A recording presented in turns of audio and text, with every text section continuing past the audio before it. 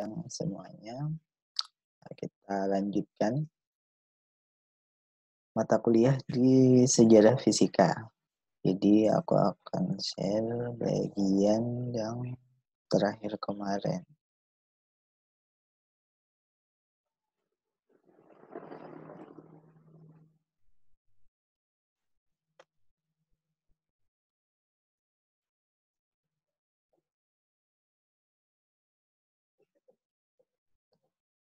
Oke. Nah, jadi bagian di minggu lalu kita semacam review secara umum sampai ke muaranya adalah ilmu fisika inti. Jadi dari penemuan sinar X, radioaktif, kemudian sampai ke ilmu fisika inti.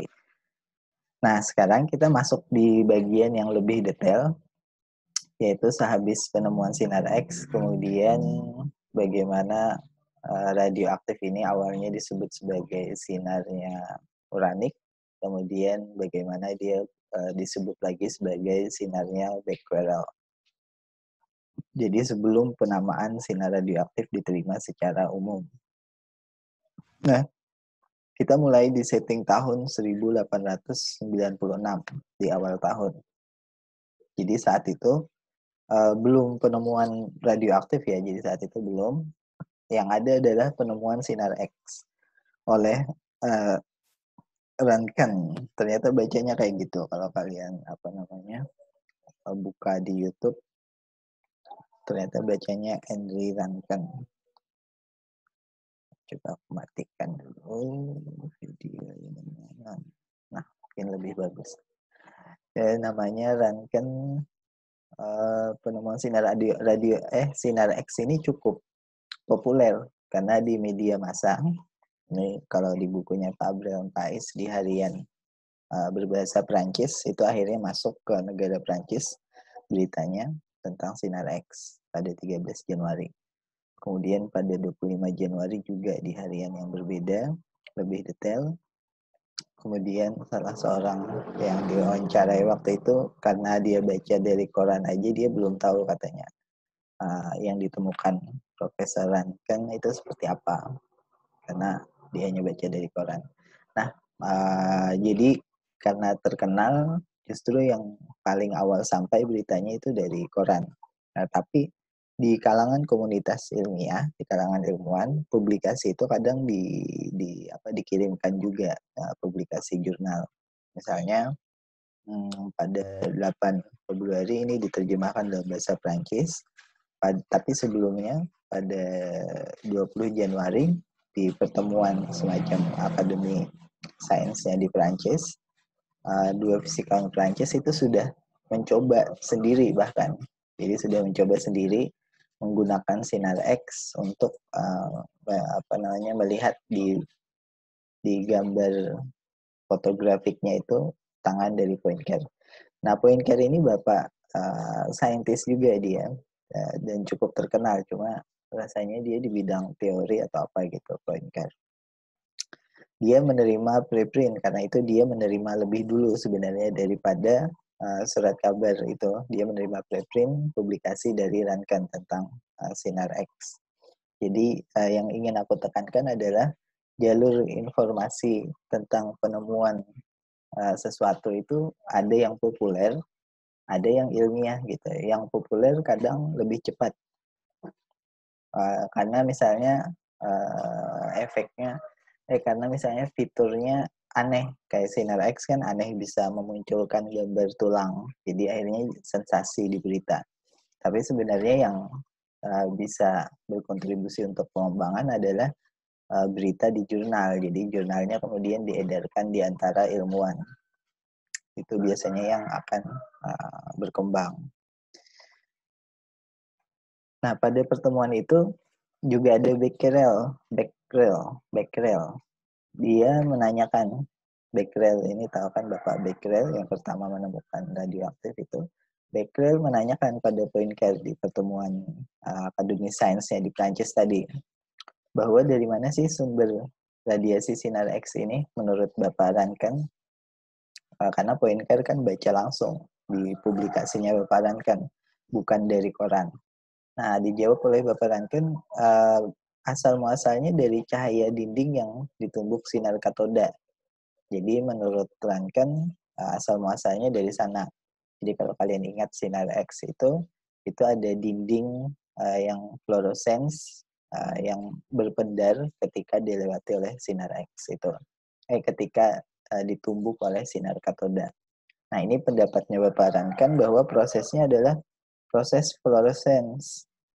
Jadi fluorescence atau phosphorescence itu kan satu mekanisme yang serupa.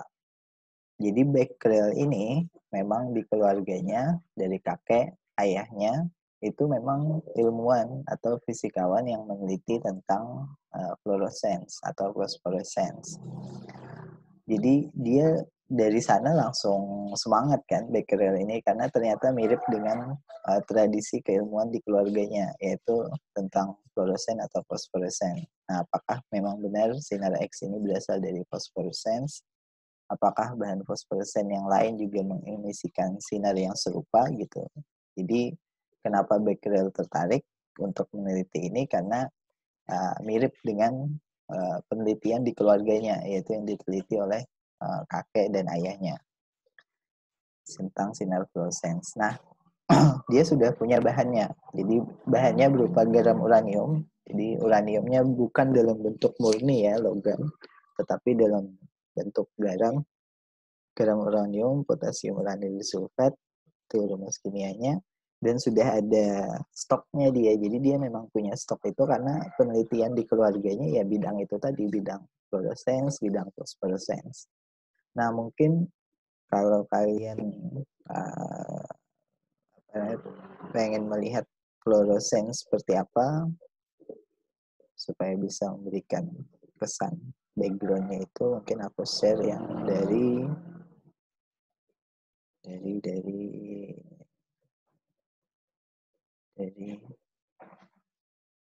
fluorescence, phosphorescence.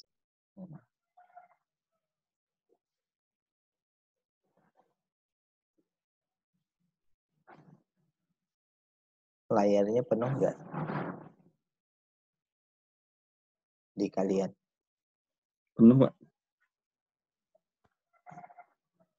Jadi uranium itu dibikin gelas, bayangkan. Kalau sekarang kan enggak lagi.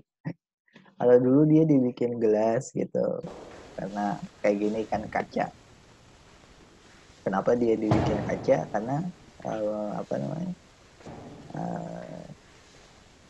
warnanya menarik mungkin. Nah, ini ada bahan lain, cairan, warnanya merah, orange. Itu sumber cahayanya. Jadi cahaya gelombang elektromagnetik biasa, cahaya tampak.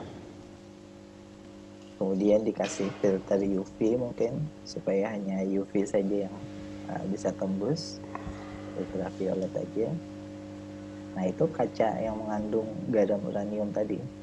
Jadi kalau kalian bingung apanya, ini yang dimaksud adalah pendaran hijaunya. Jadi kalau kalian melihat di sini, itu warna hijau bukan hanya dari karena memang kacanya tadi warna hijau ya, tapi itu berpendar maksudnya gitu. Jadi di bawah sinar UV ada peristiwa fluorescence atau phosphorescence yang berpendar. Nah, ini juga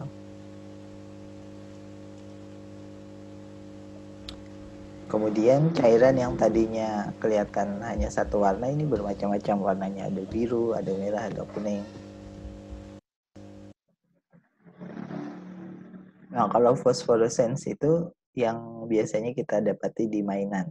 Jadi kalau dia habis diterangin di sinar tampak seperti ini, kemudian dimatikan dalam keadaan gelap, dia akan berpendar. Nah, kan itu dikasih cahaya, kemudian dalam keadaan gelap dia berpendar sendiri. Mekanismenya serupa dengan fluorescence. Jadi ini phosphorescence dan fluorescence yang langsung berpendar. Jadi bedanya kalau fluorescence bahannya langsung berpendar saat kena cahaya. Kalau phosphorescence bahannya berpendar setelah cahayanya ini dimatikan, jadi masih berpendar. Nah, bedanya di situ. Dan itu bahan yang diteliti oleh Bapak Becquerel dari dulu memang, sebelum sinar X. Nah, dia penasaran apakah sinar X yang waktu itu kan masih diberi nama X karena nggak tahu kan iya dari sinar apa, walaupun kita sekarang sudah tahu itu dari apa. Tapi dulunya orang nggak tahu sinar X itu dari apa. Jadi bagi yang background-nya tentang phosphorescence, dia akan berpikir bahwa oh ini sinar dari phosphorescence mungkin. Background-nya yang lain, dia akan berpikir yang lain pula. Jadi tipikal peneliti di dunia ilmiah kayak gitu. Dia membawa background-nya untuk meneliti sesuatu. Walaupun yang diteliti sama gitu. Nah, aku lanjutkan dengan ininya, slide-nya. Halo, suaraku masih bisa didengarkah? Masih, Pak, jelas. Oke. Jelas, Pak. Nah, pada pertemuan itu Becquerel sudah menduga, oh ini mungkin phosphorescence atau fluorescence atau yang serupa itulah anunya, mekanismenya gitu.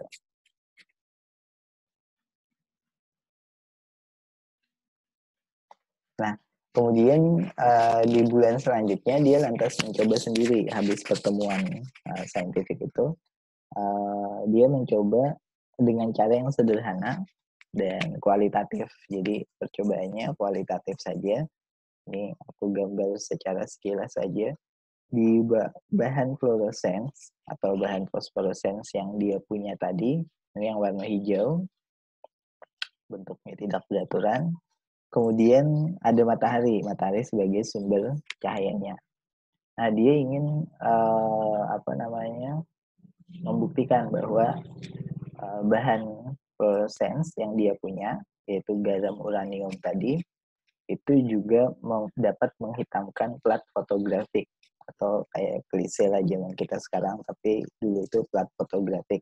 Nah, plat fotografiknya tetapi disimpan di dalam kertas tertutup. Jadi ini kertas hitam, di dalamnya ada plat fotografik.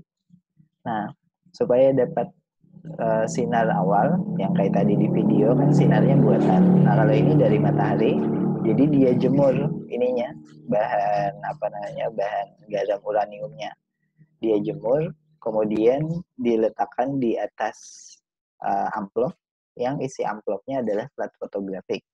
Jadi plat fotografiknya kan nggak kena sinar matahari langsung, tetapi dia dugaannya Becquerel kena sinar X dari bahan fosforescens ini. Dan akhirnya kalau dicuci atau dibasuh kalau zaman kita dulu klisenya itu akan menampilkan bagian yang hitam gitu. Dan bagian yang hitam itu adalah berarti radiasi yang diemisikan oleh bahan fosforescens. Nah, ini kan mirip kayak sinar X. Jadi sinar X juga menghitamkan plat fotografik, cuman itu dari sinar katoda dulu harus ada. Nah, kalau ini bahan fosforescens juga menghitamkan plat fotografik, tapi karena mekanismenya bahan fluorescens harus dikasih cahaya dulu, makanya dia dijemur di bawah sinar matahari yang terik gitu, baru di bawahnya sambil didekatkan dengan amplop yang berisi plat fotografik. Nah, kalian bisa yang ingin aku tekankan adalah setup eksperimennya sebenarnya sama dengan yang sinar X itu. Cuman mekanisme yang dia percayai itu berbeda. Cuman dia mendapatkan hasil yang sama kan, yaitu plat fotografik yang menghitam karena satu sinar. Dia nggak menyebutkan sinar apa di sini, dia cuma menyebutkan radiasi yang diemisikan. Nah, ini tekniknya fotografik dan kualitatif aja, jadi tidak ada ukurannya berapa, tetapi cuma bisa menghitamkan kelihatan jelas di plat fotografiknya. Dan yang perlu kalian ingat adalah plat fotografiknya ini di dalam kertas loh, jadi dalam amplop. Kalau kita mikirnya kan sinar fluoresen nggak akan tembus kan, tetapi ini ternyata bisa tembus gitu. Jadi sinar apa lagi gitu dari yang radiasi fosforescence ini. Itu kan yang menjadi Becquerel juga semangat untuk menunjukkan bahwa ternyata fiturnya mirip dengan sinar X. Sinar X kan juga gitu, bisa menembus bahan-bahan tertentu. Nah, namun anehnya adalah saat itu dia mau coba lagi Bapak Becquerel ini, tidak hanya satu kali kan, dia mau coba lagi esok harinya gitu, atau di minggu depannya. Cuman pada saat itu matahari tidak muncul, cuacanya mendung. Nah, karena cuacanya mendung, dia nggak bisa mendapatkan sinar matahari kan. Jadi bahan garam uraniumnya tadi itu disimpan aja sama dia di dalam ruang tertutup, ruangan gelap gitu. Bahan uraniumnya pun ditutupin kertas. Plat fotografiknya juga mesti ditutup kertas karena kalau terbuka kan kena cahaya gitu, menghitam. Nah, pada saat dia kembali di minggu berikutnya dia buka, ternyata plat fotografiknya waktu dicuci itu sudah menghitam, bahkan tanpa ada cahaya matahari, bahkan tanpa bahan fluoresensnya ini harus dilihat ditumbuki cahaya terang dulu gitu. Tanpa itu pun plat fotografiknya tetap hitam. Nah, kalau kalian berada bersama Bapak Becquerel saat itu, apa yang kalian katakan? Tapi jangan bawa pengetahuan yang sekarang ya.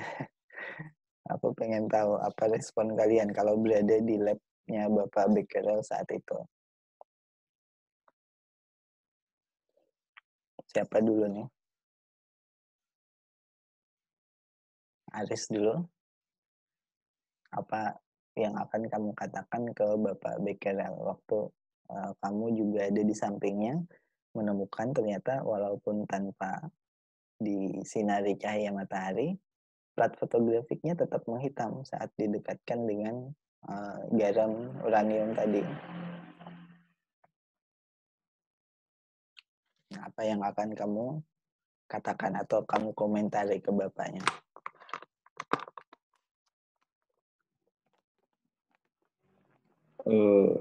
Menurut saya Pak, dari kejadian itu mungkin bisa disimpulkan bahwa ada senyawa lain atau unsur lain yang mampu memberikan radiasi Pak. Itu sih yang saya pikirkan kalau di keadaan saat itu. Jadi komentarmu kayak apa kalimatnya? Jadi komentarnya itu komentar ke ada bapaknya kemungkinan, ya, bukan ke aku. iya ke bapaknya, iya Pak, ke bapaknya, Becquerel.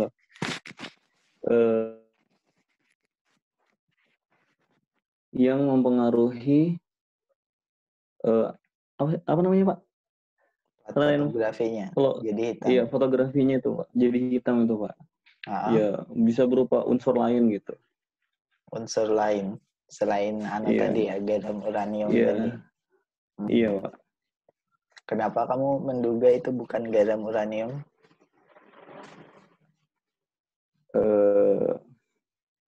Karena dari sifat garam uranium itu kan belum diketahui Pak saat itu Pak.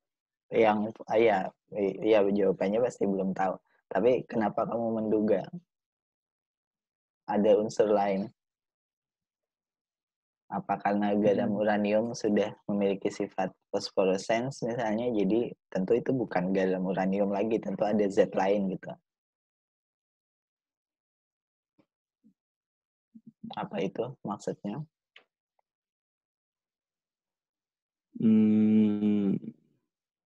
Bentar, Pak. Jangan di googling, nggak perlu di googling. Enggak Pak, saya dianalogikan aja di situasi itu kamu ada di labnya dan tanpa ada sinar matahari loh.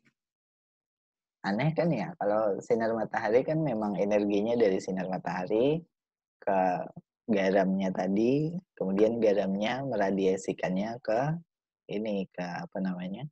ke plat fotografinya sehingga menghitam.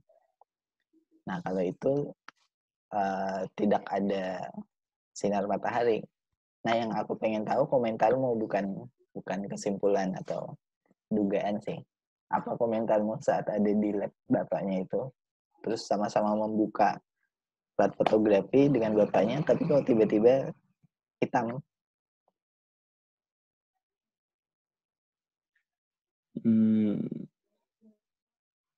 Kalau itu sih Pak, saya pasti beranggapan eh, bahannya itu mampu menyerap radiasi gitu. Bahannya itu apa? Garam yang Garam, tadi Pak. uranium itu Iya, ya. iya Pak. Kalau komentarku sederhana, kok bisa gitu? Kan Oh itu komentar. Pak ya. Oh Kan iya Pak, pertanyaannya benar Pak. komentar, bukan penjelasan. Lagian Saya di, mikirnya langsung berpendapat gitu. di lab itu kan kita bukan menjelaskan langsung. Jadi kita bukan ujian yang harus jelaskan kebiasaan kan ya, kebiasaan saat dari kecil SD, SMP, SMA. Jelaskan gitu. Atau jawablah pertanyaan ini. Maksudku adalah komentarnya apa. Kalau komentarku sederhana, kok bisa ya hitam juga padahal gelap gitu. Bener Pak ya. Saya gak kepikiran Pak. Ini komentar. Dan aneh kan apa yang mungkin setelah komentar bukan penjelasan malah, tapi pertanyaan dulu yang dibentuk. Dan itu memang tradisi ilmiah kan. Jadi tradisi ilmiah itu beda dengan ujian di sekolah ya. Kalau ujian di sekolah apa-apa harus jawaban-jawaban gitu kan. Kalau tradisi ilmiah itu pertanyaan dulu yang harus diungkapkan pertama kali, yang harus dibuat, baru mencari jawabannya. Kalau di kalian mungkin dilatih dari kecil memang harus menjawab terus ya, jawab gitu. Tapi sebenarnya memformulasikan pertanyaan, apa misalnya kayak tadi, apa yang menyebabkannya ya, berarti bukan fluorescence gitu. Karena kalau fluorescence kan butuh cahaya matahari. Belum sampai pada menjelaskan mungkin ada unsur lain, itu sudah menjelaskan itu mungkin ada unsur lain. Jadi aku ingin di situasi nyata saat itu gitu, apa respon kita. Oke, aku lanjutkan ya. Sekarang itu yang terjadi. Nah, lebih lanjut lagi, kelihatan ini. Lebih lanjut lagi adalah bapaknya, ini aku agak sulit merangkum, jadi langsung aku copy paste aja. Bapaknya juga mencoba di antara plat fotografi dengan bahan garam uranium tadi, diletakkan semacam lempengan besi, bentuknya cross, silang. Jadi lambang cross seperti ini. Kalau kalian lihat gambarnya kan ada crossnya. Nah, ternyata bagian yang dihalangi oleh lempengan besi, cross, itu tidak terlalu menghitam. Artinya sinar ini juga dapat dihalangi gitu. Dan datang dari bahan garamnya tadi. Becquerel memberikan kesimpulan dari pengamatannya itu. Ini adalah efek yang baru yang berada di luar fenomena yang kita harapkan untuk yang kita duga akan kita amati. Jadi dia kan juga akan mengamati sinar semacam sinar X gitu atau sinar semacam sinar fluorescence. Tapi ternyata dia ketemu efek baru. Ini mungkin katanya, ini dia menduga invisible karena tidak bisa dilihat mata kan, jadi invisible phosphorescent radiation. Nah, ingat bedanya fluorescent dengan phosphorescence. Fluorescence itu kan langsung seketika, ketika ada cahaya dia berpendar.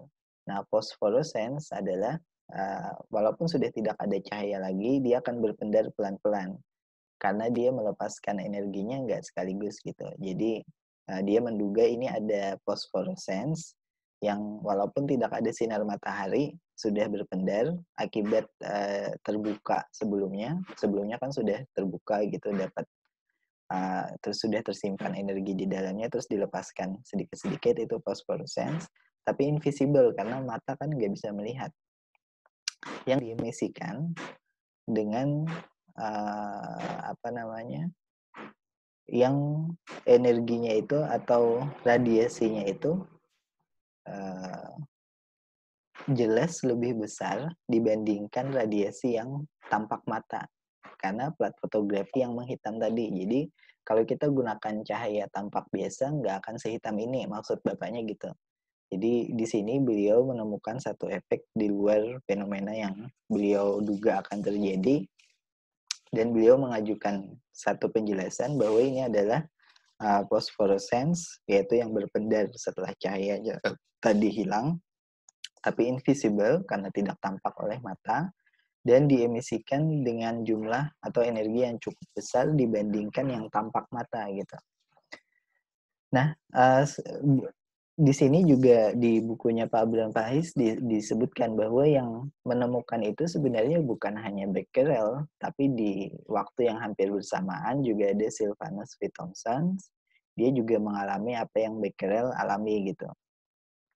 Cuman masalahnya adalah keduluan dari Bapak Becquerel untuk mempublikasikan, sama beberapa tekniknya juga lebih bagus Bapak Becquerel. Jadi selain terlambat juga kontribusinya memang sedikit. Jadi akhirnya yang dikenal adalah Bapak Becquerel. Dan dia Sylvanus P. Thompson ini juga mengganti bahannya, bahan fosforesensnya. Jadi bahan yang berpendar tadi yang dikira ada efek seperti sinar X menghitamkan plat fotografi itu diganti-ganti dengan bahan fosforesens yang lain karena jenisnya banyak kan. Jadi dicoba-coba.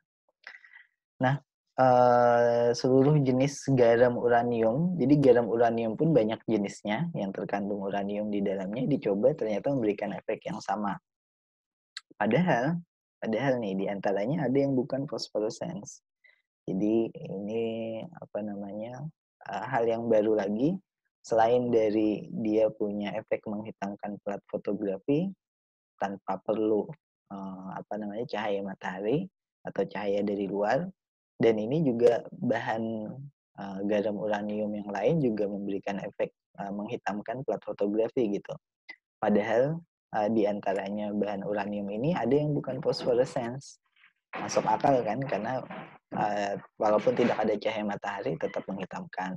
Walaupun bukan fosforescence, bahan fosforescence juga tetap menghitamkan.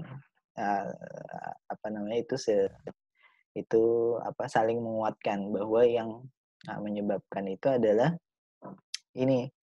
I have thus been led, saya kemudian diarahkan untuk mengambil kesimpulan bahwa yang menyebabkan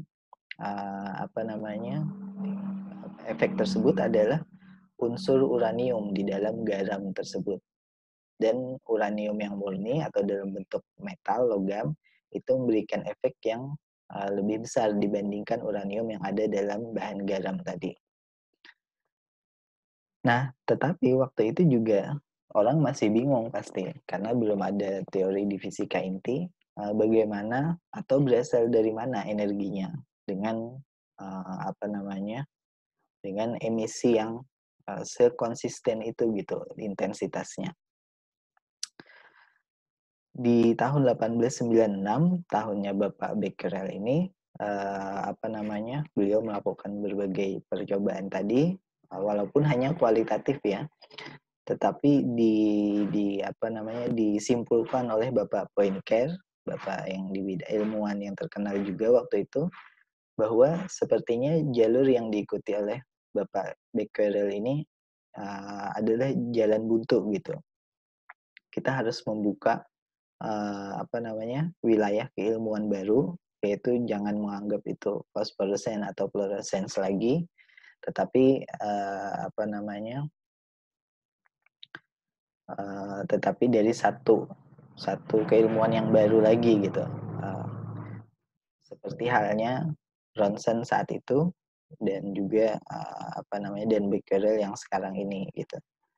Jadi ada satu saat di mana para ilmuwan itu punya semacam intuisi, oh ini berarti ada sesuatu yang satu teori yang baru yang diperlukan di sini gitu, bukan hanya penyempurnaan teori yang lama itu. Jadi orang-orang ilmuwan yang memang lama terjun di bidangnya biasanya tahu semacam intuitif mereka ini harus teori baru, bukan lagi teori yang lama gitu.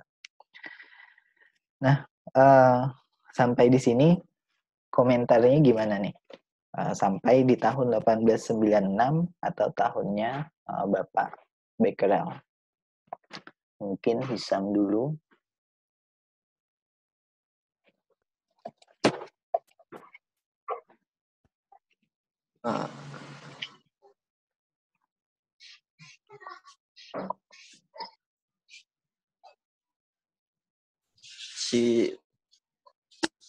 Masih bingung sih, Pak.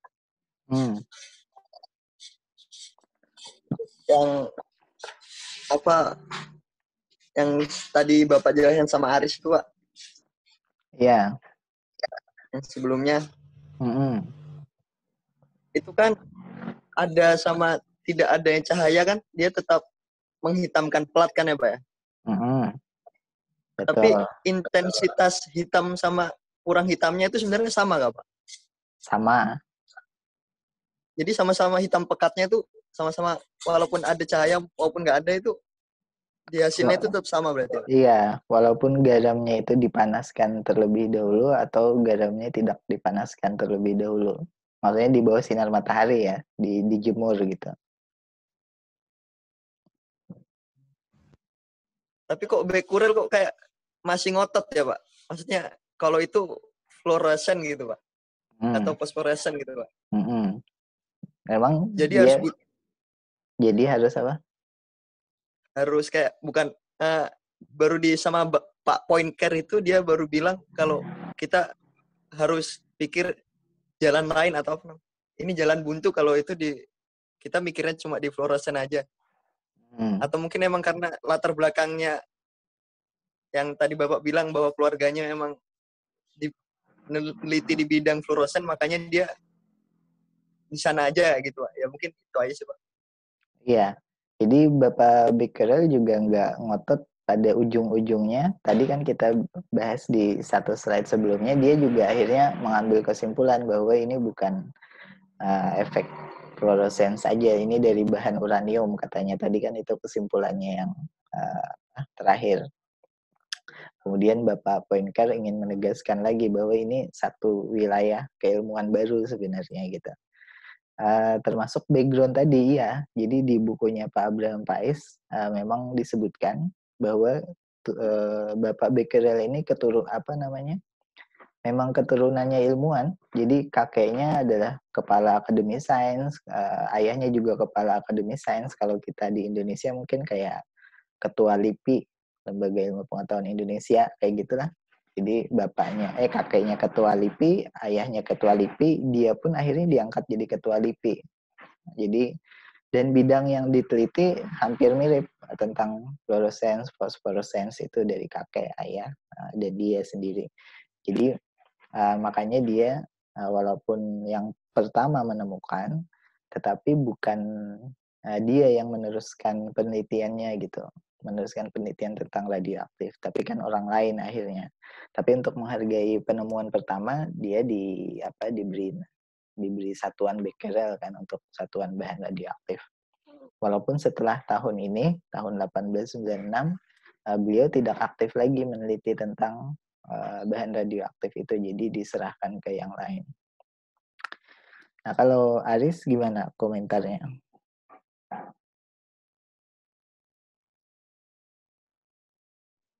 Baik, Pak. Saya lebih ke energinya aja sih, Pak. Itu perbedaan antara kedua dari flow sama posnya itu, Pak. Itu ada nggak, Pak, perbedaan energinya, Pak? Kalau itu mungkin cocoknya di sini nih mungkin.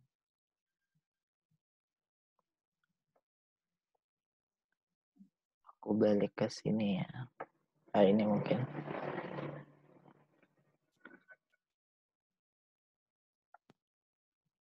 Lazada Oktober Sale. Cuma 3 hari, 8-10 Oktober. Cek Lazada sekarang. Kedengaran nggak suara Lazada? Kedengaran. Oke, berarti soundnya masuk. Good grammar and spelling are important. But if you want to write essays that inspire,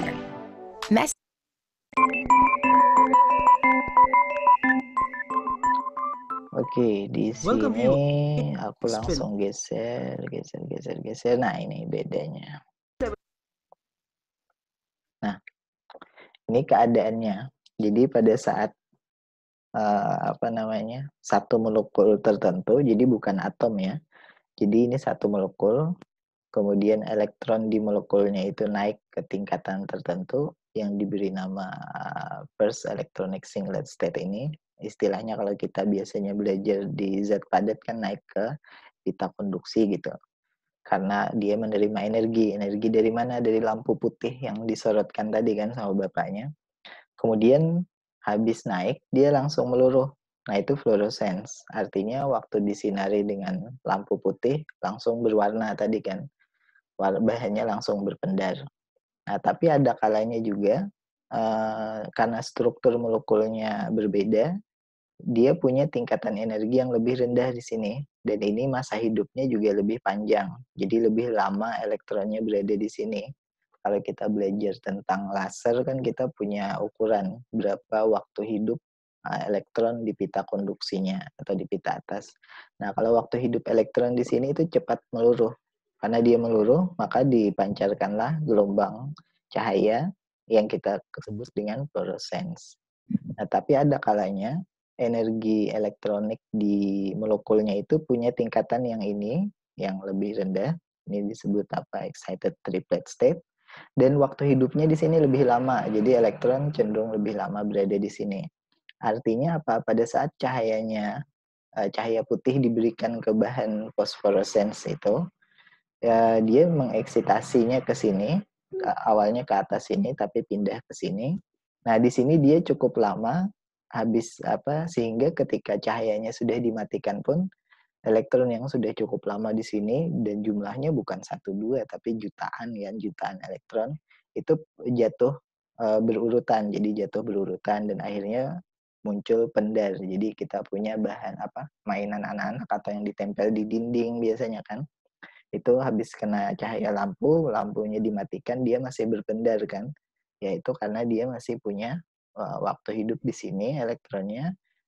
Kemudian dia akan meluruh pelan-pelan dan berpendar terus sampai elektronnya habis di tingkatan ini. Nah, itu phosphorescence.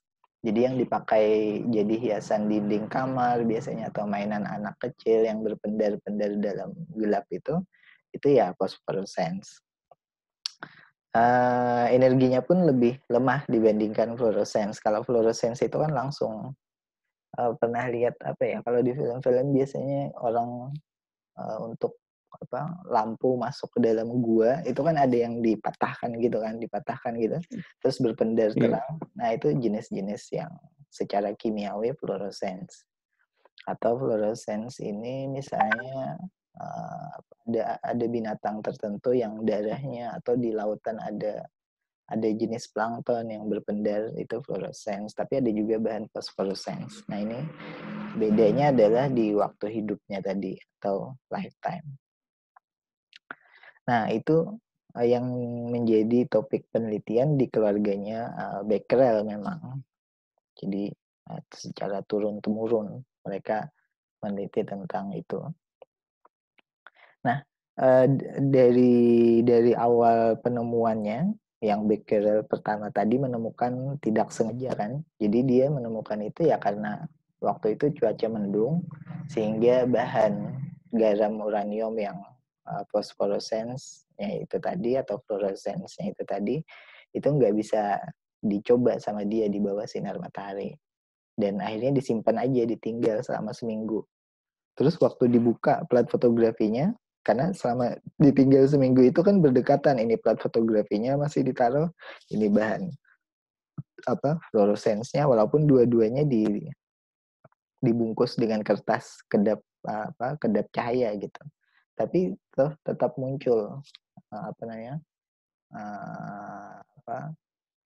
di plat fotografinya tetap menghitam.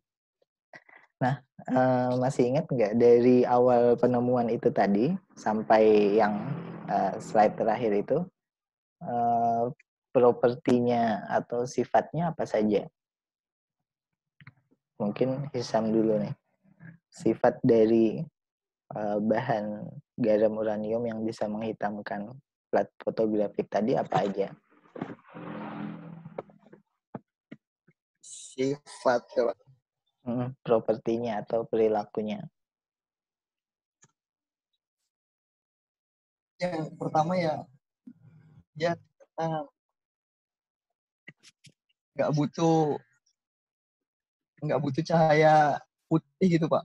Iya, tidak perlu cahaya untuk cahaya dari luar kan. Dibiarkan di dalam gelap pun dia tetap menghitamkan plat fotografik. Satu. Terus yang kedua?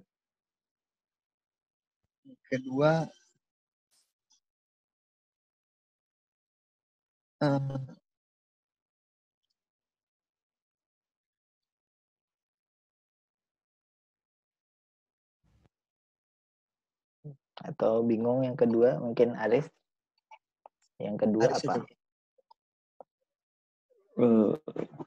Bentar. Dari hasil pengamatannya Bapak Becquerel tadi. Mungkin dari garam uraniumnya itu meluruhnya secara perlahan, Pak. Jadi perlahan. Belum tahu. Jadi waktu itu belum tahu.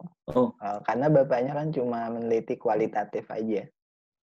Oh iya. Jadi belum kuantitatif. Jadi Bapak Becquerel memang hanya secara kualitatif di awal. Habis itu beliau nggak ikutan lagi penelitian radioaktif. Nah, sampai di sini fakta, properti, atau perilaku apa lagi selain dari tidak perlu cahaya matahari dari hasil eksperimennya secara kualitatif tadi? Oh, ini Pak. Dari sifat dari uranium itu memancarkan flow, Pak. Fluoresensi, Pak. Iya, itu diketahui dari dari semula kan, kalau bahannya itu memancarkan fluorescence atau phosphorescence gitu. Beliau menduga itu pancaran fosforescens. Nah, tapi propertinya apa? Propertinya bukan ininya.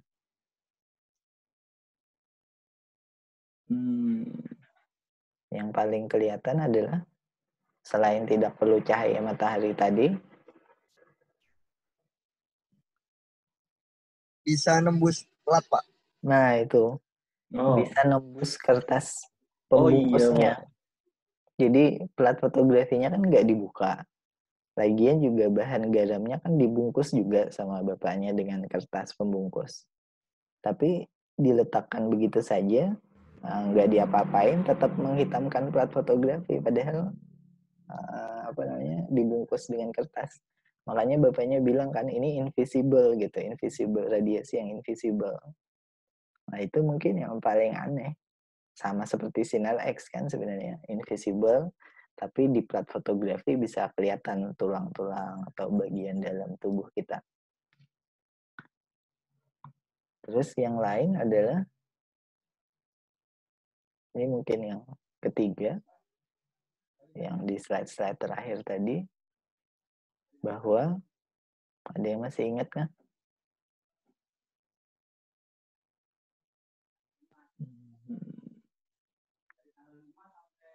Bahwa efek menghitamkan plat itu tidak terjadi pada semua bahan fluorescence atau phosphorescence, tapi hanya terjadi pada bahan yang mengandung uranium.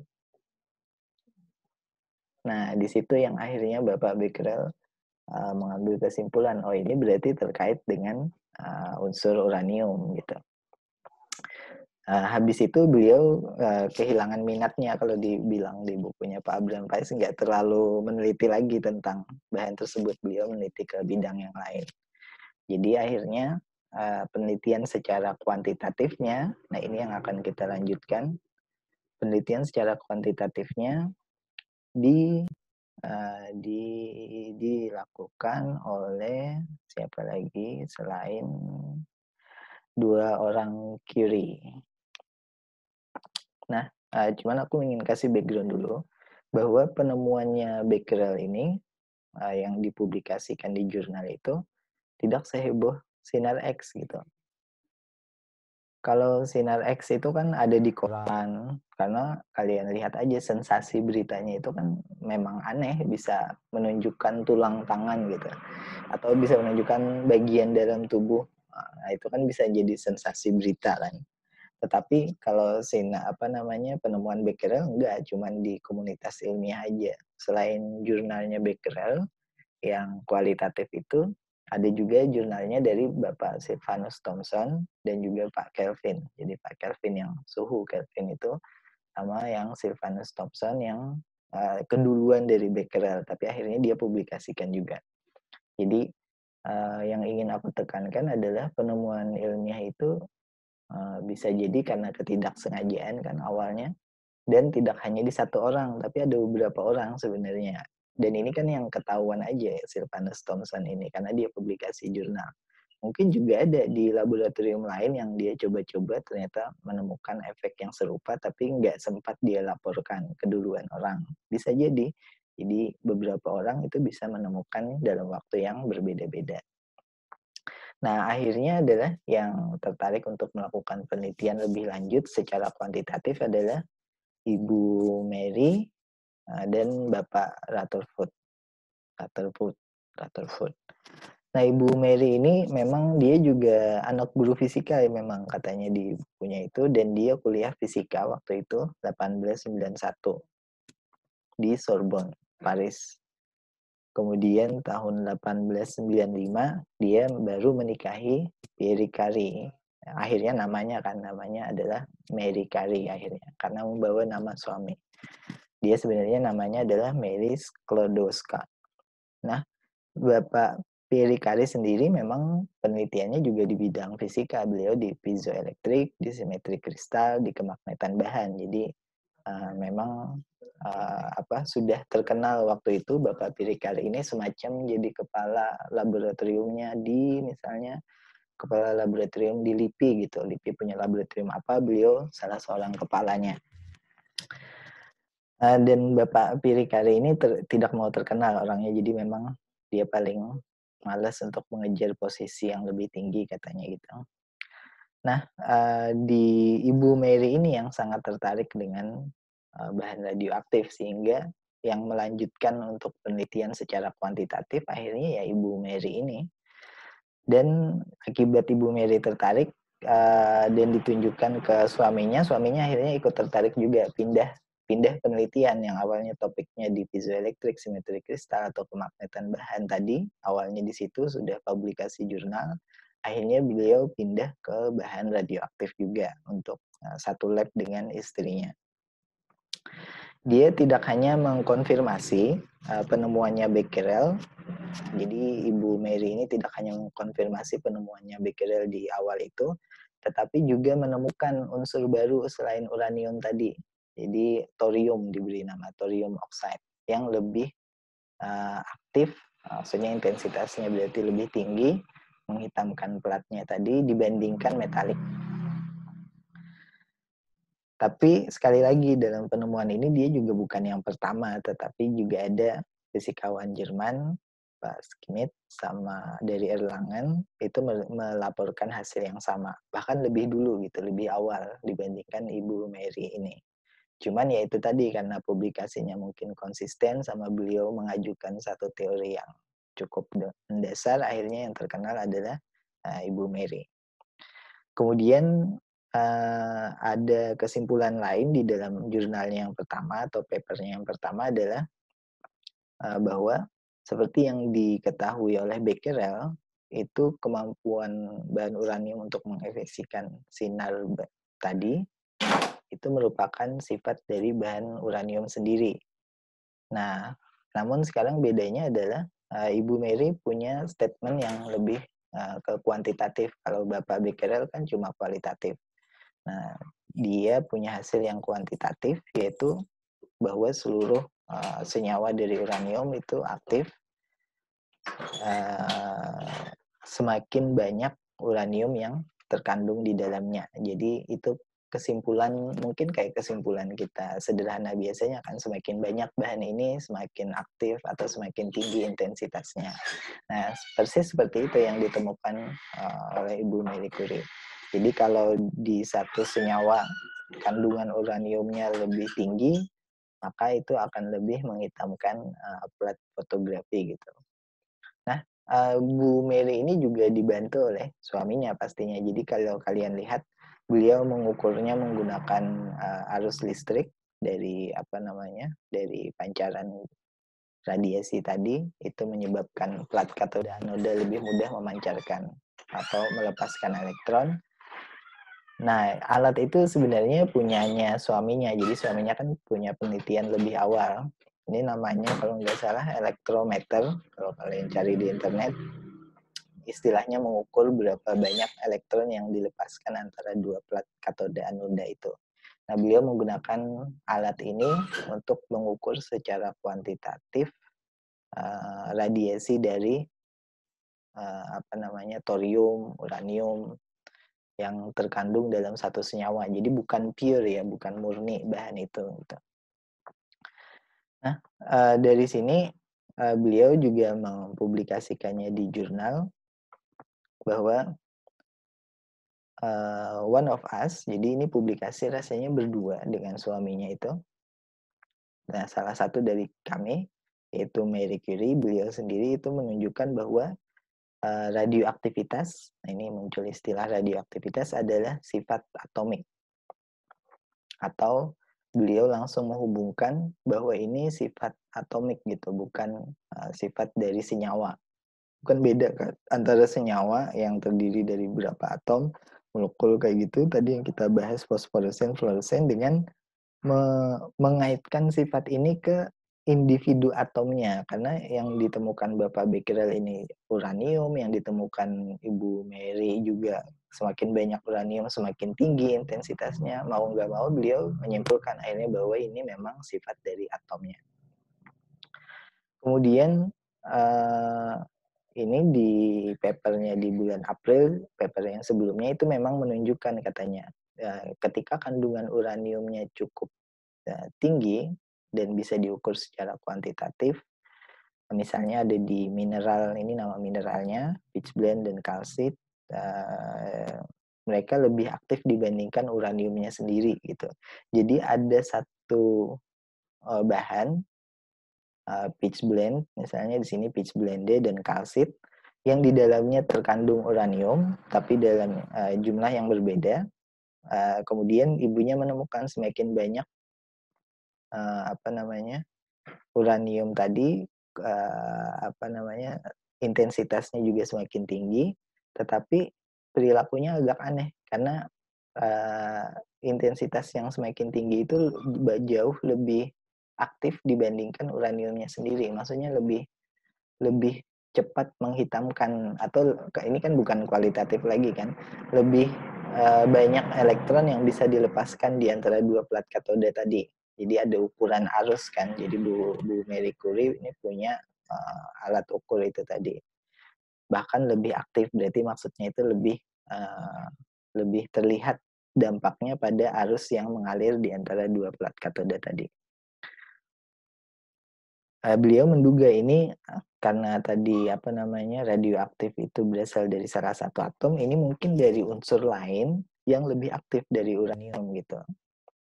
Nah, dari sinilah beliau lantas mengajukan satu prinsip baru, bahwa mungkin sifat radioaktivitas ini itu bisa digunakan untuk memprediksi atau meneliti tentang penemuan unsur-unsur baru. Jadi inilah kesimpulan di jurnalnya Ibu Marie Curie tadi. Ada satu di sini, ada dua yang di atasnya tadi. Kemudian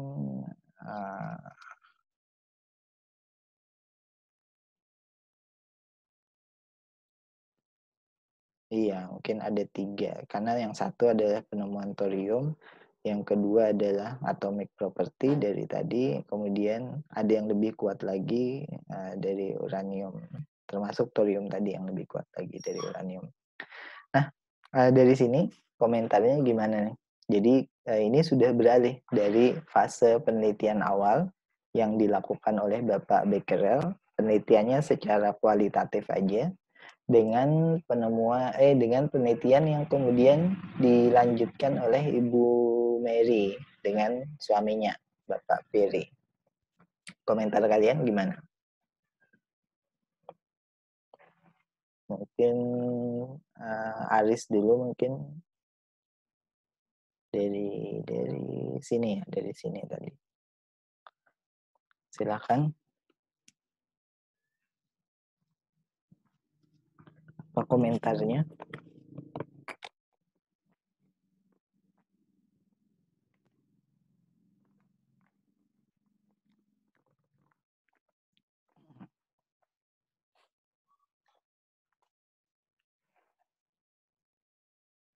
Halo, halo.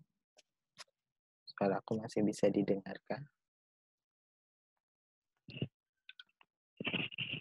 Iya, Pak. Iya.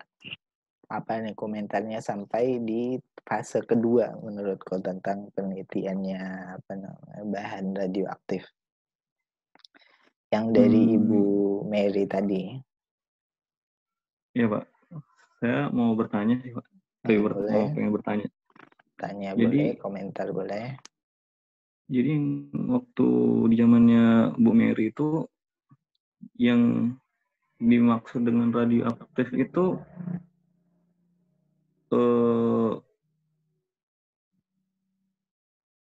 kondisi persenyawaan dengan tekanan dan kepekatan gitu loh. Kondisi apa? Persenyawaan, Pak. Persenyawaan. Maksudnya persenyawaan itu apa? Ikatan antara unsur-unsur gitu loh. Maksudnya ikatan antara unsur. Maksudnya apa hubungannya dengan ini apa namanya radioaktif? Iya, itu apakah dari hal itu dimaksudkan ke dalam penjelasan radioaktif gitu, Pak? Gimana pertanyaannya? Apakah dari hal itu dimasukkan? Kalimatnya diperbaiki mungkin yang lebih komplit. Pertanyaannya apa gitu? Oh, mungkin gini aja, Pak.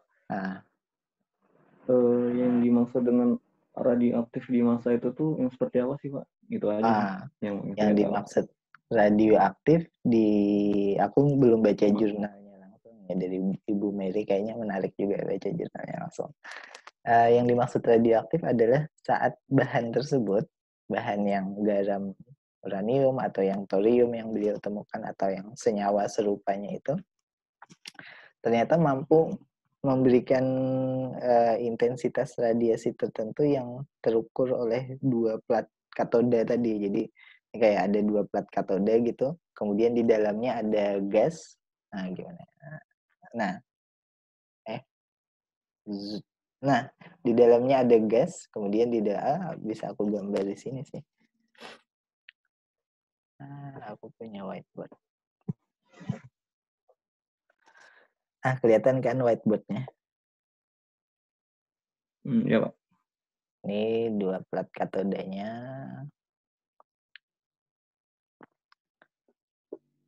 Kemudian kayak biasa kan dia dihubungkan dengan satu sumber tegangan. Di sini juga di sini ada yang bagian groundnya, misalnya kayak gitu. Kemudian di sini ada yang ini aku gambar hijau karena ngikutin fluorescence yang hijau itu. Kemudian di bagian sini dikasih penutup misalnya.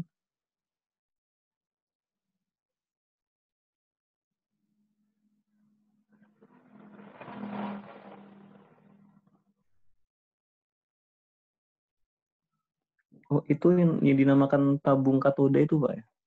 Iya, terus ini aku kasih vakum di dalam sini kayak gitu. Terus nanti di sini ini mungkin radiasinya cucut-cucut kayak gitu. Nggak kelihatan tapi kan. Nah, kalau ini ada molekul udara yang tersisa di sini di dalam tabung ini karena nggak habis kan divakumkan, itu nanti molekul udaranya akan terionisasi. Jadi di sini terionisasi nanti. Ada elektron, ada ion positif. Nah, yang bagian elektronnya nanti akan menyebabkan terbentuk arus. Dan itu bisa diukur di sini gitu. Jadi yang digunakan ibunya tadi elektrometer. Kalau kita nyebutnya sekarang multimeter kan. Kalau dulu namanya elektrometer, mengukur ini arus elektronnya. Nah, ini yang secara kuantitatif kemudian disebut oleh ibunya berarti ada radioaktif gitu di sini. Jadi di sistem ini ada radioaktif.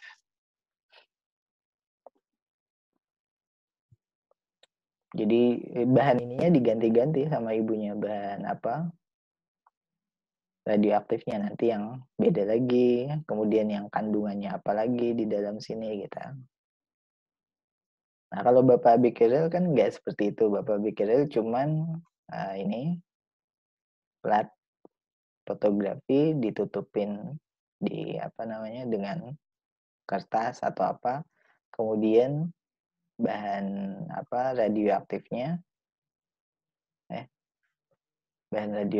di macam-macam, entah didekatkan, nanti dijauhkan, terus nanti dilihat efeknya di kertas, di plat fotografinya apa.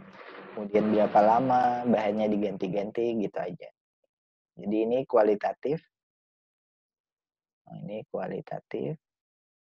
Sementara ini yang kuantitatifnya. Nah, ini dua fase. Ini fase yang pertama tadi yang aku bilang, Bapak Becquerel, ini fase yang kedua, Ibu Mary-nya tadi. Tapi beliau juga dibantu oleh Bapak Perry-nya. Nah, itu mungkin yang dimaksud radioaktif. Memudahkan ini, diukur dari berapa banyak arus elektron yang bisa sampai karena kena radiasi di dalamnya. Oke, ada pertanyaan atau komentar? Bisa, boleh komentar, boleh nanya. Sampai yang penemuan Bu Mary tadi.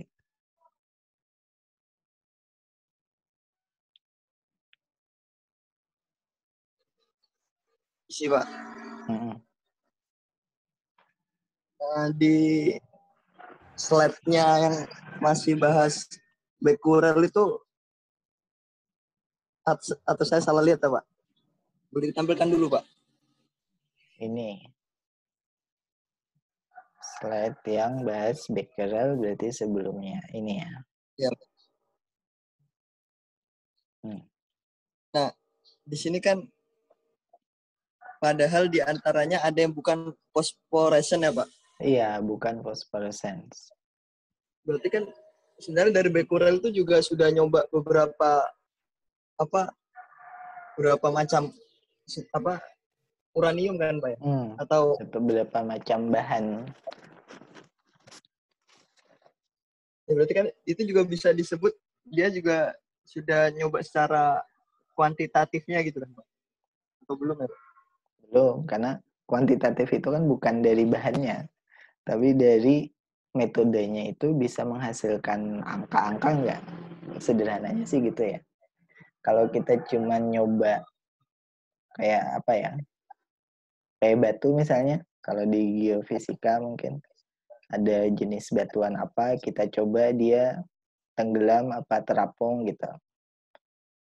Nah, batu apung kah dia atau bukan batu apung, terus kita coba kan macam-macam batuan, ya seperti itu, ada yang setengah tenggelam misalnya, ada yang terapung, terus kesimpulan kita ini tenggelam, ini terapung. Nah, itu kan cuman kualitatif aja. Tapi kalau yang kuantitatifnya nanti dihitung volume yang tumpah berapa, benar-benar diukur kan. Tenggelamnya dengan massa berapa, tenggelamnya sedalam apa batunya, untuk mendefinisikan batu apung atau rongganya berapa kira-kira dihitung. Nah, itu kuantitatif. Nah, bapaknya penelitiannya kualitatif aja, tapi dapat Nobel Fisika loh. Jadi zaman dulu walaupun penelitian kualitatif karena masih belum banyak ini ya, belum dalam fisikanya mungkin kualitatif saja karena penemuan yang benar-benar baru dapat Nobel Fisika. Bu Mary memang wajar karena kuantitatif kan, sampai menemukan unsur baru juga, bukan hanya uranium, tapi ada polonium nanti kita lihat, nanti ada thorium tadi yang sempat dibahas, itu kuantitatif wajar lah. Kalau zaman sekarang penelitian kualitatif kayaknya nggak mungkin banget dapat Nobel Fisika. Jadi Nobel Fisika biasanya sudah yang kuantitatif semuanya, kecuali hal-hal yang benar-benar baru ya, yang di luar teori fisika yang sekarang, tapi kayaknya juga kecil kemungkinan. Nah, masalahnya adalah berita-berita di koran itu kan kualitatif semuanya, jadi mereka cenderung tidak memperhatikan aspek kuantitatifnya. Nah, orang-orang yang tahu sains populer akhirnya mereka kualitatif semua, bukan kuantitatif. Jadi kesimpulannya sih menurutku Bapak Becquerel masih kualitatif, bukan kuantitatif. Walaupun beliau mencoba berbagai macam bahan. Nah, dari penemuannya Bu Mary yang 3 ini, yang paling aneh dari mana? Satu, dari thorium ternyata lebih aktif daripada uranium. Yang kedua, semakin banyak kandungan uranium semakin aktif. Maksudnya semakin arus yang terukur kan semakin tinggi gitu. Sehingga kesimpulannya adalah radioaktivitas tadi adalah sifat atomik, karena semakin banyak atom uranium semakin aktif. Terus dia juga mengajukan teknik baru untuk menemukan unsur baru adalah lihat aja dia bisa memancarkan radioaktif atau bukan. Berarti ada unsur lain. Kalau senyawa itu belum diketahui unsur di dalamnya apa aja. Jadi misalnya kita ketemu batuan gitu, salt, garam, atau kayak batuan kristal, kita kan belum tahu tuh isinya senyawa apa aja. Kayak ruby misalnya. Kalau sekarang sih karena sudah lama diteliti, orang sudah tahu ruby itu ada kandungan pengotor apa misalnya. Fosfor kah di dalamnya, apakah di dalam kristal apa. Nah kalau zaman dulu kan orang nggak tahu. Jadi kurang lengkap. Mungkin ada 1-2 bahan yang tahu misalnya, tapi di dalamnya mungkin ada unsur lain yang nggak diketahui. Nah, di antara 3 ini, mana yang menurut kalian yang paling di kerangka pengetahuan saat itu ya? Jangan berpikir yang sekarang, tapi di saat itu kalau kalian membaca jurnalnya Ibu Mary, yang paling aneh itu yang mana? Yang paling mind-boggling atau apa ya istilahnya? Yang paling bikin kita kaget atau bikin kita tertarik? Masa iya sih gitu? 1 kah? 2 kah? 3 kah? Mungkin Aris dulu nih, yang paling mind-boggling, yang paling aneh itu yang mana? 1 kah? 2 kah? 3 kah? Sampai situ kan kita tadi ya, sampai situ. Penemuan 1, 2, atau 3?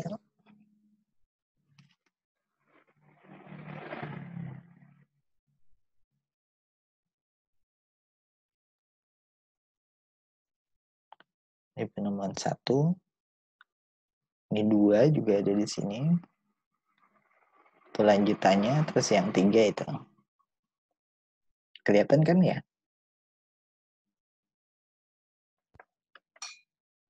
Halo? Halo. Iya, Pak. Nah, kelihatan kan tadi? Aku share screen lagi kan? Iya, Pak, boleh.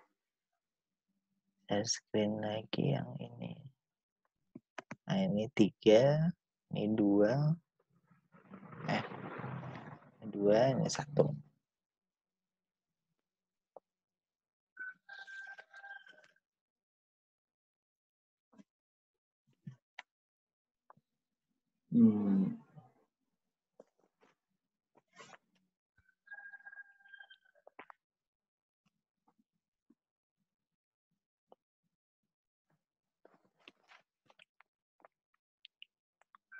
yang paling mind-boggling. Yang mana kira-kira? Nomor 2 sih, Pak. Kenapa nomor 2?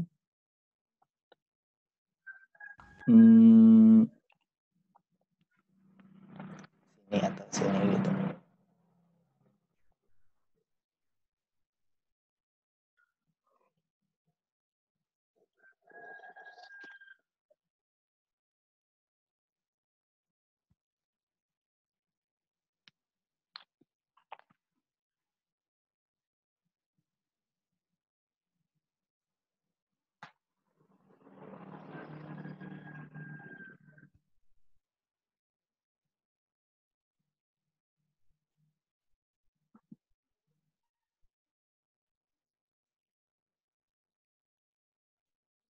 Saya masih sedikit bingung, Pak, untuk papernya Bu Mary.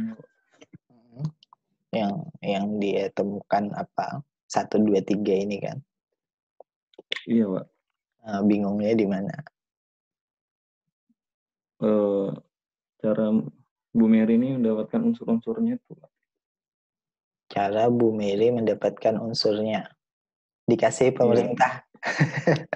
Jadi di bukunya Pak Abraham Faiz, mereka kan ada laboratorium yang memang diperuntukkan untuk Bu Mary sama Pak Pierre ini kan. Karena yang aku bilang tadi, laboratorium kayak milik LIPI gitu nah, kayak milik universitas terkenal gitu. Jadi mereka jadi kepala laboratoriumnya memang. Nah, jadi karena itu ya pemerintah karena tahu tentang penelitian ini juga ikut membantu memberikan bahan-bahan senyawa yang memiliki efek radioaktif itu. Jadi dibilang dia terima 100 kg senyawa apa gitu dari pemerintah, dari tambang di daerah mana, di daerah Prancis juga, terus dikasihkan ke laboratoriumnya dia.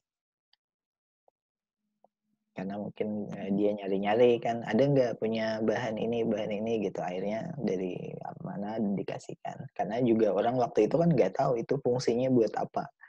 Kalau sekarang kan udah dicari-cari banget, yang katanya di dalam Kalimantan ini ada tambang uraniumnya kan, ada kandungan. Nah, jadi sekarang karena sudah tahu, kalau zaman dulu kan orang nggak tahu itu apa, orang juga nggak punya pemikiran itu radioaktif, cuma taunya bahannya kadang berpendar misalnya, kayak gitu, warnanya mungkin bagus, kehijau-hijauan. Karena garam uranium itu ternyata kehijau-hijauan loh, kalau kalian browsing. Aku malah jadi ingat apa? Film Krypton, Superman apa Superboy gitu. Yang dia nggak tahan Krypton. Oh, Superman, Pak, atau Green Lantern, Pak. Superman dia nggak tahan bahan hijau itu kan, Krypton dibilang. Mungkin dari situ awalnya penulis ceritanya itu, karena bahan hijau itu radioaktif kan, habis penemuannya fluorescence ini. Radioaktif kan merusak tubuh, mungkin idenya dari situ, ide filmnya. Krypton dibilangin warnanya hijau, nggak tahan. Padahal kalau atom Krypton nggak punya radiasi apa-apa ke kita. Nah, balik lagi dari yang 3 ini, mana yang paling mind-boggling, paling aneh, nomor 2 ya kamu bilang tadi. Iya sih, Pak. Nah, nomor 2 alasannya apa?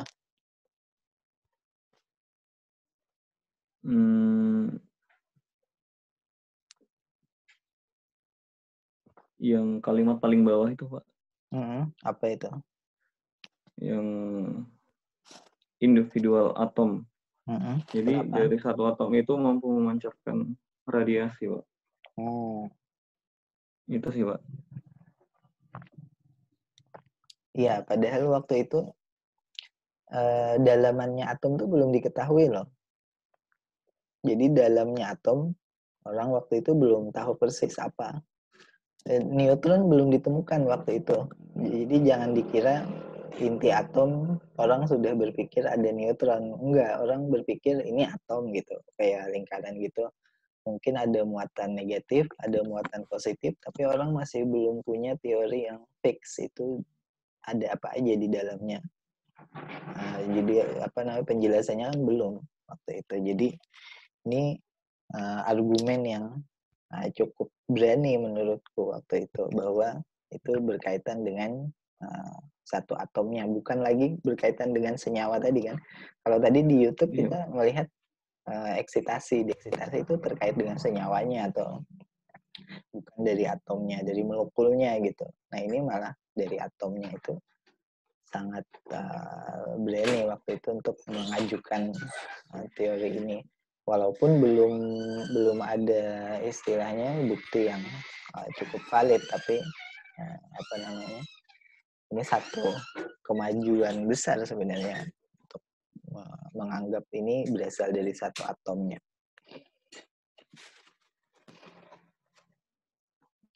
Oke, kalau itu dari Aris, kalau dari Hisam komentarnya apa tentang 3 penemuan ini?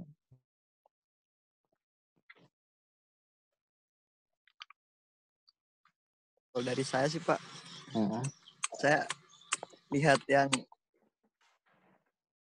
banyak berarti kan banyak unsur pas saat itu kan yang ditemukan kan baru uranium kan Pak. Baru kan Marie Curie itu dapat thorium kan. Iya, thorium oxide. Ya, thorium oxide.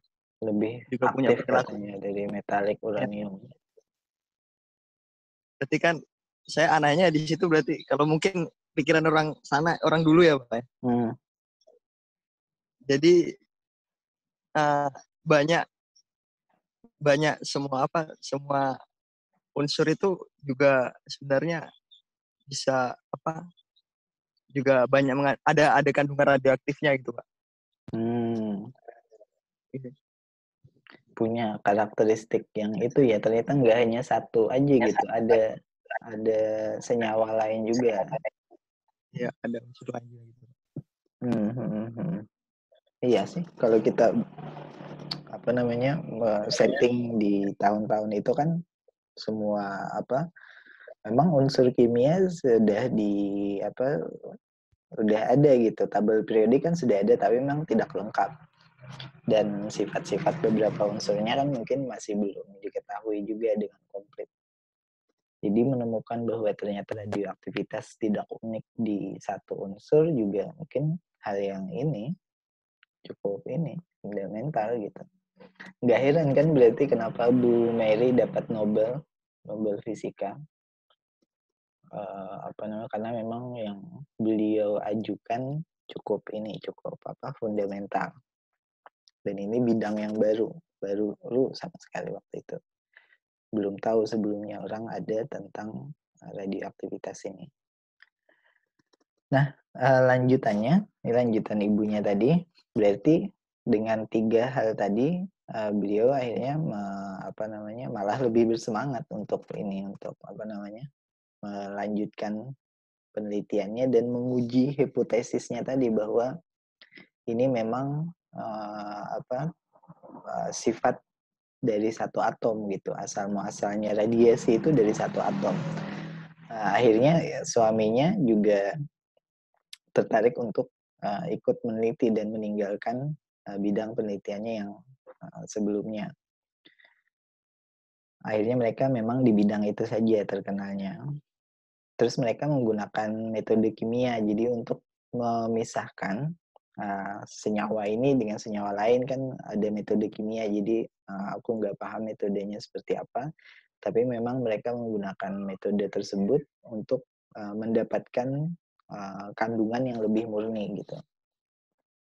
Di sini di bulan Juli tahun yang sama 1898 mereka mengumumkan bahwa dengan presipitasi mereka bisa mendapatkan produk yang 400 kali lebih kuat, lebih aktif dibandingkan uranium, lebih aktif dalam di alat ukur mereka tadi kan. Mereka mempercayai bahwa bahan tersebut mengandung logam yang belum ditemukan, jadi unsur tertentu yang belum ditemukan. Terus mereka mengajukan namanya sesuai nama negaranya, polonium, negara asal mereka ya, Polandia mungkin ya negara asal mereka, atau negara asal mereka ada Polonia mungkin ya, polonium. after the country of origin one of us. Jadi negara asal salah seorangnya. Mereka di Desember 1898 melanjutkan lagi mengumumkan bahwa dengan presipitasi menggunakan barium, kalau sebelumnya menggunakan bismut, nah ini presipitasi menggunakan barium, mereka menemukan bahan radioaktif yang lain dari pitchblende. Jadi dari bahan yang sama, pitchblende, tapi ada unsur radioaktif yang lain. Diberi nama radium. Yang Rutherford akhirnya memberikan komentar bahwa emisi spontan radiasi dari unsur ini itu tampak sangat jelas gitu. Dan karena itu juga sulit dijelaskan. Jadi antara unsur yang berbeda, ternyata ada unsur yang cukup kuat, lebih kuat, bahkan ada yang jauh lebih kuat lagi gitu radiasinya. Nah, radium ini yang radiasinya paling kuat waktu itu yang ditemukan. Dan dengan ditemukan melalui metode kimia. Jadi Ibu Mary dan Bapak Pierre ini menemukan unsur baru yang punya sifat radioaktif gitu. Dan malah yang ditemukan lebih aktif lagi daripada unsur yang sebelumnya, kayak radium gini kan. Akhirnya yang terkenal adalah penemuan tentang radium itu yang akhirnya dikenal media massa secara luas. Di tahun 1900-an, Bapak Pierre akhirnya menjadi asisten profesor di kampusnya, itu kampus tempat kuliahnya Ibu Mary juga. Ibu Mary karena zaman itu kan memang perempuan nggak bisa kayaknya nggak dianggap setara lah kayaknya di Eropa sana. Jadi beliau mengajar di high school khusus untuk sekolah perempuan. Kalau zaman sekarang kan sudah setara. Bu Mena bisa jadi dosen kan. Kalau zaman dulu perempuan di Eropa kayak gitu nggak bisa. Mereka kayak merendahkan gitu lah. Kalau di kita kan nggak ada masalah sebenarnya. Nah ini makanya beliau jadi guru di high school khusus untuk perempuan. Tapi meskipun demikian beliau tetap publikasi jurnal segala macam, tetap kuliah, komplit PhD, S3 kan sekarang. Sampai di 1903 beliau akhirnya menyelesaikan S3-nya. Dan S3-nya memang di bidang ini, radioaktif kumpulan. Jadi kalau kalian S3 sebenarnya S3 itu adalah laporan tugas akhirnya itu kumpulan jurnal. Jadi bukan kayak kita yang bikin skripsi gitu kan. Sebenarnya yang S3 itu mereka cuman kumpulan jurnal isinya. Bukan cuman sih, itu susah. Kumpulan jurnal. Jadi jurnal 1, 2, 3 dalam 4 tahun kuliah itu mungkin sudah 5-6 jurnal mereka dijadikan satu cerita di tesisnya untuk S3. Nah, sama kayak Bu Mary ini. Dan di hari beliau menerima PhD-nya, beliau akhirnya ketemu dengan Rutherford untuk pertama kali. Jadi Rutherford figur yang ilmuwan yang cukup terkenal waktu itu. Bapak Einstein mana? Belum muncul. Bapak Einstein 1905. Jurnalnya baru dipublikasikan oleh beliau. Bapak Planck sudah terkenal. Bapak Planck 1900-an dari awal memang sudah terkenal. Rutherford sudah dari awal terkenal. Nah, akhirnya beliau mendapatkan Nobel di tahun 1903 juga. Di tahun yang beliau juga PhD-nya selesai. Karena tertunda dengan riset yang radioaktif ini, beliau menyelesaikan banyak penemuan tadi. Unsur baru juga. Setengahnya untuk Becquerel. Jadi penemu pertama, istilahnya ada unsur keberuntungan tadi lah. Memang dari keluarganya sudah sebagai keluarga peneliti bidang fluorescence. Juga beliau beruntung karena beliau membuka kembali plat fotografi yang nggak kepake selama seminggu itu. Akhirnya ketemu gitu. Becquerel. Kalau bukan Becquerel yang beruntung, yang satunya tadi. Thomson, Sylvester Thomson atau siapa tadi. Tapi akhirnya Becquerel yang duluan. Nah, dia dapat prize-nya setengah. Bapak Pierre dan Ibu Mary seperempat. Jadi seperti itu memang pembagiannya. One half awarded to Anthony Henry Becquerel. Henry Becquerel indefinite extraordinary service ya by discovery of spontaneous radioactivity. Spontaneous itu artinya tanpa dipicu ya. Karena kalau fluorescence itu harus dipicu oleh cahaya kan. Phosphorescence juga harus dikasih cahaya dulu baru berpendar. Nah ini spontaneous bahasanya. Jadi spontan tanpa diinduksi apapun, tanpa dikasih panas, tanpa di treatment apapun, dia udah memancarkan radio. Radio itu mungkin kayak gelombang kan, gelombang yang membawa energi kan. Zaman itu zaman kita tahu apa gelombang elektromagnetik. The other half jointly to Perry dan Mary Sklodowska dalam service mereka untuk joint research dalam fenomena radiasi. Ya, jadi yang akhirnya secara kuantitatif ya Bapak Perry dan Mary bahkan sampai menemukan unsur baru tadi. Nah, ini bagian terakhir dari hari ini. Jadi sampai di bagian ini nanti kita lanjut ke alfa dan betanya Bapak Rutherford atau radiasi selanjutnya dari radioaktif. Nah, sampai di sini komentarnya apa? Jadi 2 slide terakhir yang akhirnya ujung-ujungnya Nobel Fisika.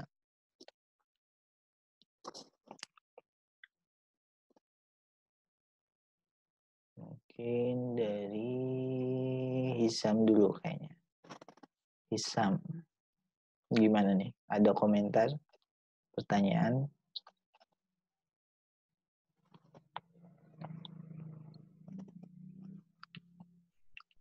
Aku jadi penasaran ini. Gimana Hisam bisa diungkapkan kalau kamu ada di waktu itu? Dan kamu mendengar beritanya atau mengikuti laboratoriumnya Ibu Mary atau jadi mahasiswanya Ibu Mary? Apa komentar kamu?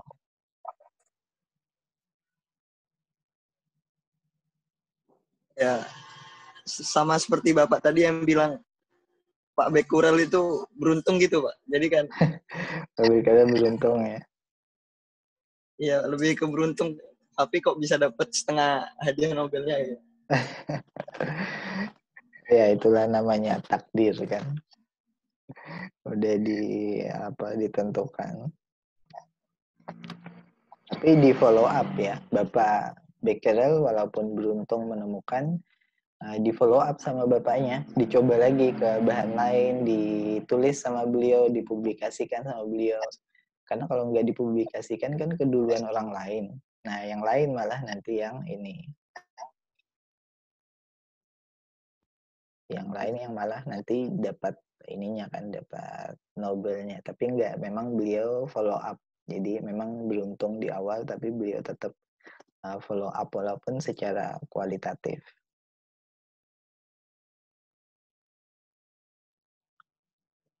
Itu aja sih.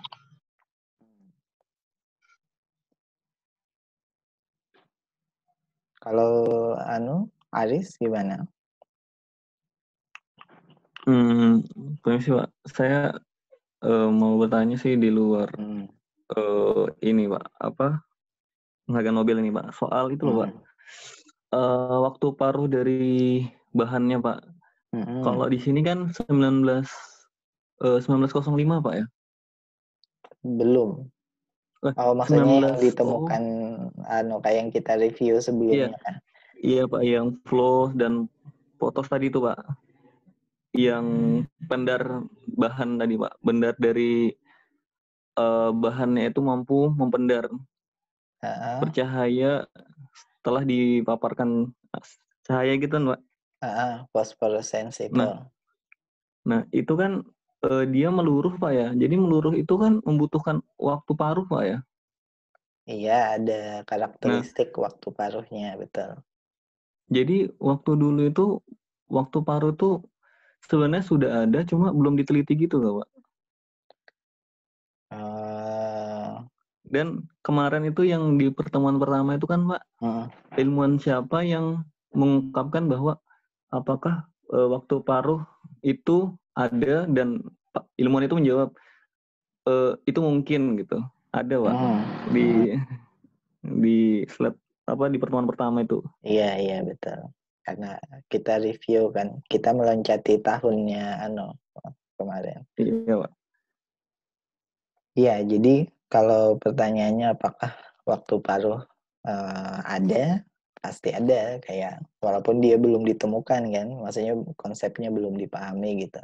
Kayak apa elektron gitu ya, apakah kayak neutron waktu itu. Neutron kan belum tahu orang. Neutron itu tahun 1920-an apa 30-an gitu baru dimodelkan. Apakah di tahun 1900 orang apakah di saat 1900 sudah ada neutron? Ya sudah ada, cuman kan belum diteorikan. Sama sih waktu paruh. Apakah sudah ada tapi belum ditemukan.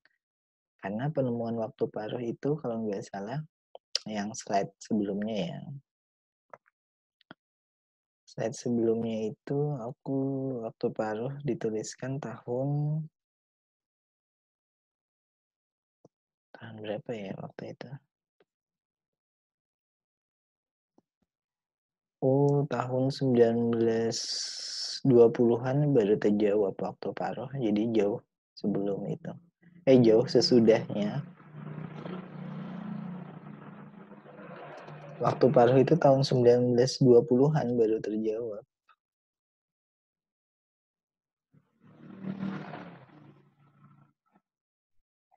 (1900) mungkin diajukan, tapi baru terjawab di 1920-an. Jadi 10 tahun coba bayangkan. 10 tahun mereka baru bisa menjawab waktu paruh itu tadi. Kalau kita sekarang buka halaman Vismod udah langsung bisa lihat kan waktu paruh apa. Jadi yang kita pelajari itu bukan hal yang sederhana karena itu lama sekali orang baru memahaminya. Itu kalau tentang waktu paruh. Terus ada komentar lain atau pertanyaan?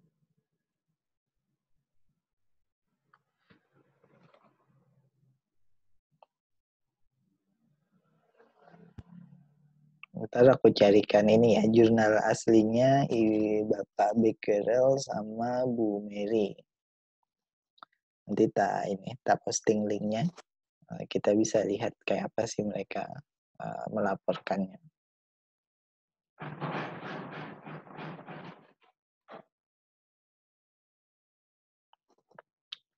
Oke, ada pertanyaan lain atau komentar?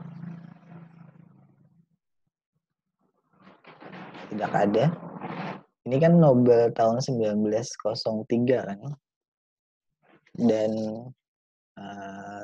tahukah kalian Nobel 2020 siapa?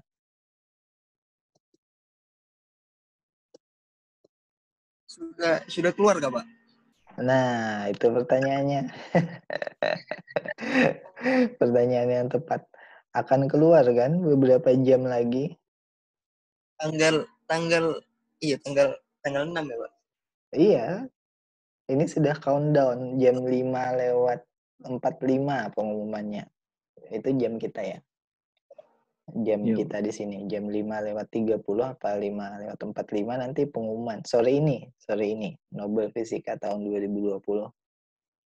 Bayangkan yang ilmuwan yang memang di bidangnya aktif mereka ya mungkin deg-degan atau enggak gitu. Tapi walaupun kita enggak terlibat, aku juga merasa deg-degannya siapa ya, bidang apa gitu lagi. Karena kadang bidangnya aneh-aneh loh yang kita sendiri nggak paham apa. Kayak kalau aku sebutkan salah satu bidangnya topological insulator gitu, kalian punya bayangan nggak itu apa? Aku aja bingung sekarang topological insulator apa, kita nggak pernah bahas itu di fisika Z padat juga. Tapi itu yang jadi Nobel Fisika gitu. Kalau tahun lalu kayaknya apa ya, tahun lalu aku lupa. Kayak alam semesta atau apa gitu, eksoplanet itu gampang dipahami, menemukan eksoplanet segala macam metodenya. Tahun ini nggak tahu apa, nanti beberapa jam lagi. Oke, mungkin sampai di sini ya lanjutannya. Kalau kalian mau baca duluan di bukunya Pak Abraham Pais di bab yang ketiga sama, tapi di bagian yang kedua. tentang sinar alfa dan sinar beta. Nanti masuk ke fisika inti, ujung-ujung akhirnya adalah tentang nuklir. Itu ujung akhir kita nanti, dari radioaktif ke nuklir. Oke, terima kasih. Dari aku mungkin ini aja. Insya Allah aku posting nanti kalau ketemu jurnalnya. Nanti kalian bisa baca-baca juga, atau mungkin aku tanya-tanya dari jurnal itu untuk untuk istilahnya kuis online atau kuis lisan kita. Udah, itu aja mungkin. Terima kasih. Aku akhiri sampai di sini ya. Assalamualaikum warahmatullahi wabarakatuh. Waalaikumsalam warahmatullahi wabarakatuh.